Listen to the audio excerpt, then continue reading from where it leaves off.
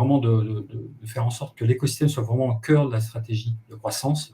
On estime ce marché à 1 000 milliards de dollars, d'euros, puisque c'est l'équivalent aujourd'hui, ce marché de hybrid cloud et AI.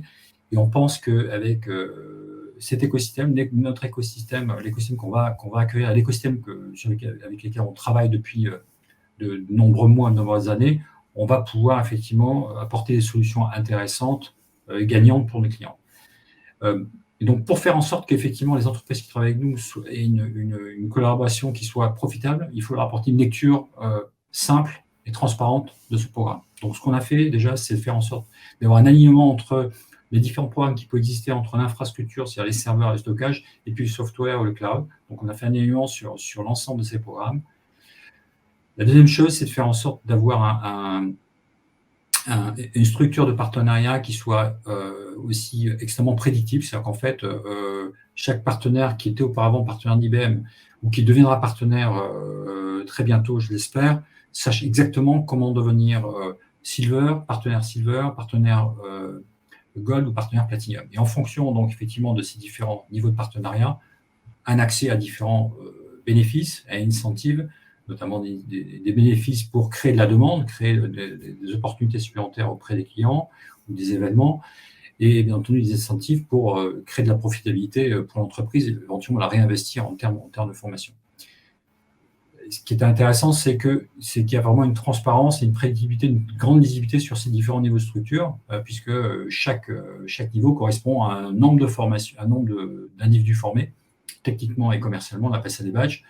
Ces badges étant en fait les mêmes niveaux de formation, gratuits d'ailleurs, en termes d'accès, que ceux des IBMR. C'est exactement la même chose. Il n'y a aucune différence entre les IBMR et puis les collaborateurs des entreprises partenaires.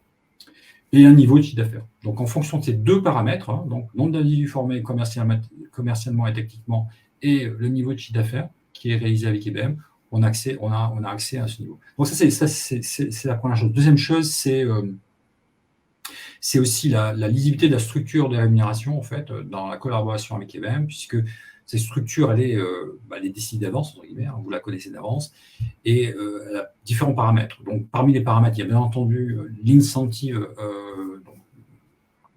de base, entre guillemets, pour travailler avec IBM, celle qui est liée, supplémentaire, qui est liée en fait à une situation de compétition particulière, l'incentive qui est liée au fait que vous travaillez non pas sur les premiers 50 clients d'IBM, mais plutôt sur le reste du marché. Donc, si vous travaillez en dehors des top 50 clients d'IBM, vous avez une incentive supplémentaire sur votre rémunération, entre guillemets, en collaborant avec IBM. Et enfin, une incentive qui est liée à votre compétence. Donc, si le partenaire travaille sur une opportunité et gagne une opportunité qui est liée à son niveau de compétence, par exemple la sécurité, il a une incentive supplémentaire. Donc, tous ces accélérateurs, ces incentives sont en fait des moyens de rendre la relation, la collaboration, le partenariat avec IBM profitable. Donc, profitable pour l'entreprise et j'espère profitable aussi pour le réinvestir au bénéfice des clients.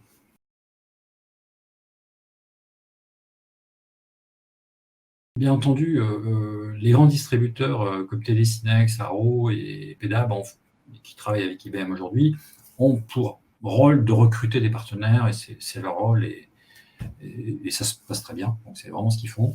Maintenant, dans cette logique de transformation et dans cette logique effectivement de prendre un leadership sur un marché, je reformule, hybrid cloud et data AI, qui est très important, sur lequel je pense qu'IBM a un leadership singulier de par la nature, en fait, et la complémentarité des offres, que ce soit les offres d'infrastructure, les offres cloud, l'offre logicielle, l'accès aux différents marketplaces d'hyperscaler, et puis la plateforme OpenShift de Red Hat, fait que on doit aussi montrer l'exemple et avoir un rôle d'humilité, enfin une position d'humilité, de montrer effectivement pas de marche, entre guillemets, auprès des acteurs qui peut-être ne travaillent pas encore avec nous et qui pourraient travailler avec nous parce qu'ils ne connaissent pas encore notre offre.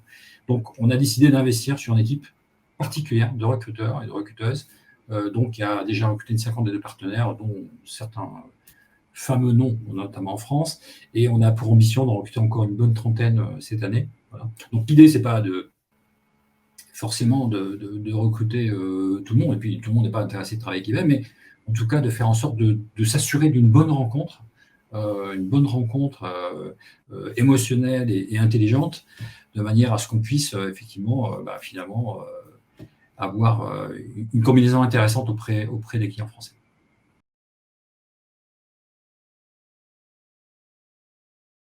Et notez, on est plutôt un généraliste qu'un spécialiste, hein. On n'est pas un acteur spécialisé sur tel ou tel sujet. On est un acteur qui a pour vocation d'apporter euh, une offre assez complète sur l'hybrid cloud, la data et l'AI auprès des clients de toute taille.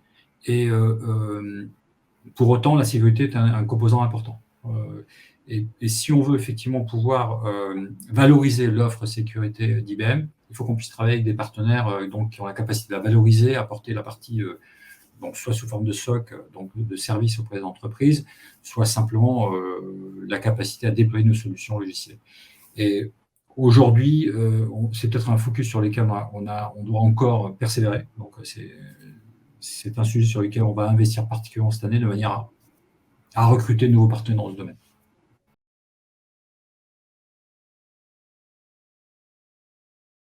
Alors, le programme qui a été annoncé le 4 janvier 2023 sera en fait officiel le 1er avril 2023, avec une période de transition de manière à ce que les partenaires d'aujourd'hui et les nouveaux partenaires qui vont nous rejoindre que ça puisse être effectif pour avoir accès à l'ensemble des programmes au 1er juillet 2023. Donc, il y a cette période de transition entre aujourd'hui ou le 1er avril en fonction des programmes. Hein. Ça dépend si on parle de marketing ou d'incentive.